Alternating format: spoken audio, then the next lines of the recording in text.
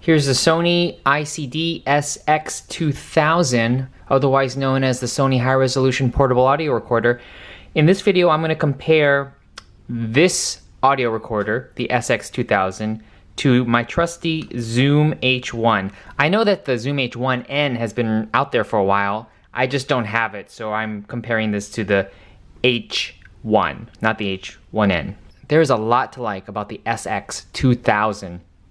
Just to name a few things that stick out to me the most, you have a three-way directional onboard microphone up here. So this is the XY pattern, and then you can adjust it to a direct pattern if you're recording an interview situation, direct, straight on.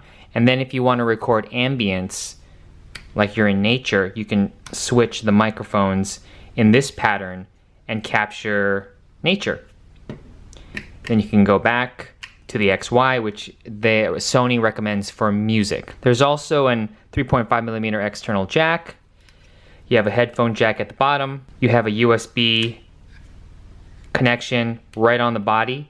And it comes, if you don't want to plug this directly into your computer, it comes with an extender, a USB extender. If you have a modern day Mac with USB-C, you're gonna have to get an adapter. This is Mac and PC compatible.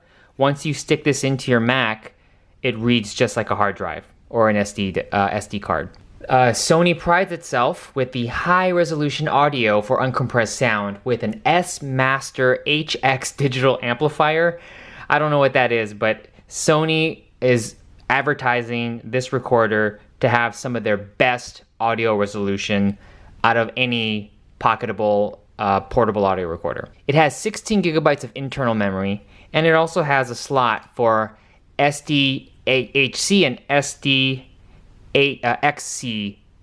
microSD cards up to 64 gigabytes. This can record up to 96 kilohertz 24-bit to internal only. It does not record that resolution to the a microSD card. So internally, it can record up to 9624, and with the 16 gigabyte internal storage, you can store 6 hours and 35 minutes worth of audio.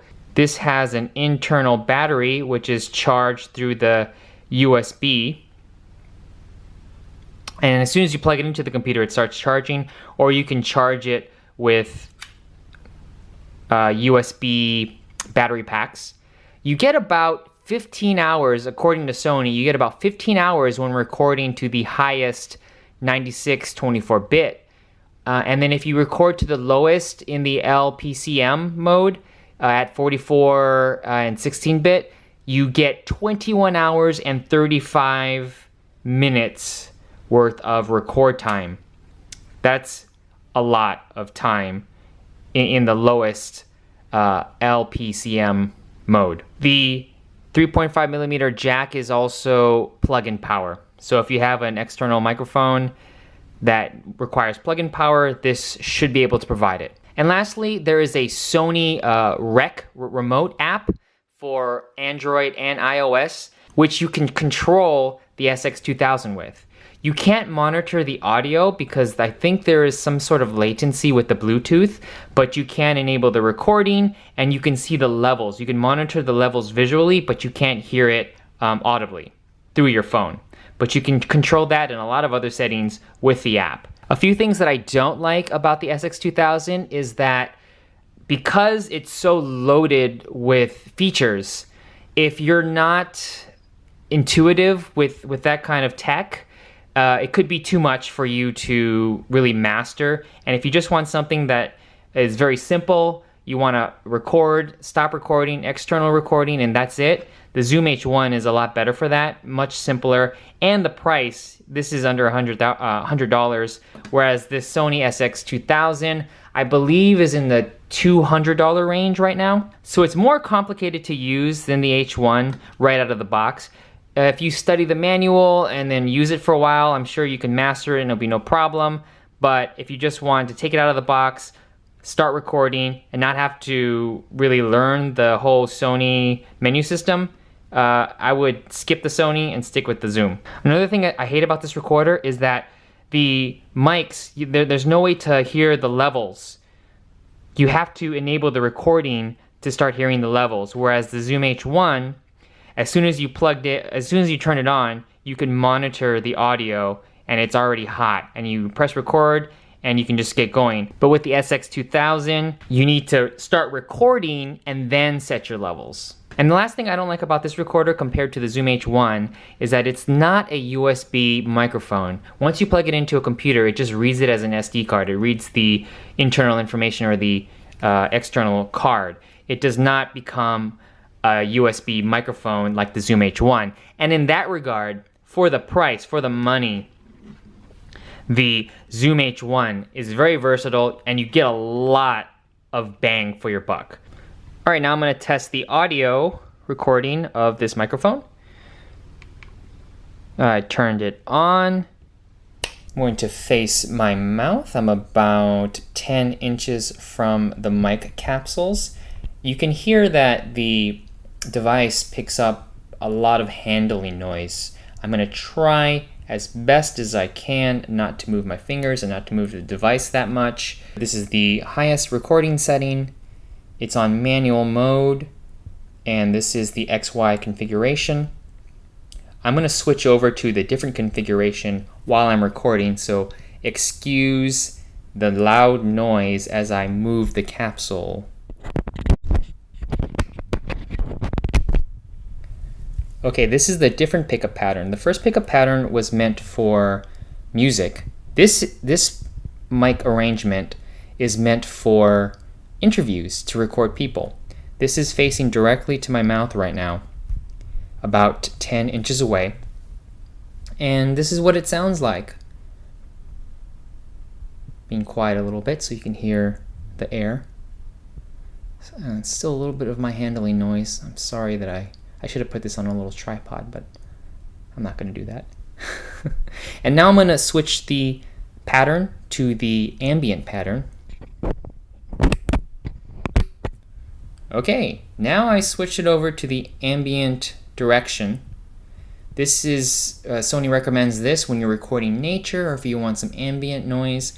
I'm going to switch to the different mic capsule size. Now I'm pointing it one capsule to me, and I'm pointing the other capsule to me. I'm even hearing my headphone cable on the device too. I can hear it sliding around.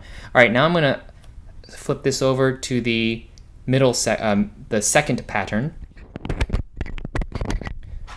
Okay, this pattern I like the best, and this I think is what you should use if you're recording a voice, a single voice. All right, now I'm going to test the Zoom H1. Okay, this is at level 60, and I have it about 10 inches from my mouth. I can already tell that it's not as loud as the Sony. The Sony, I believe, has more powerful preamps in the internal mic. This one's not as loud, and I only have one pickup pattern option, which is the XY pattern. I think it sounds okay. I just heard some wind noise when I was blowing. That's the other thing. You got to test the wind noise.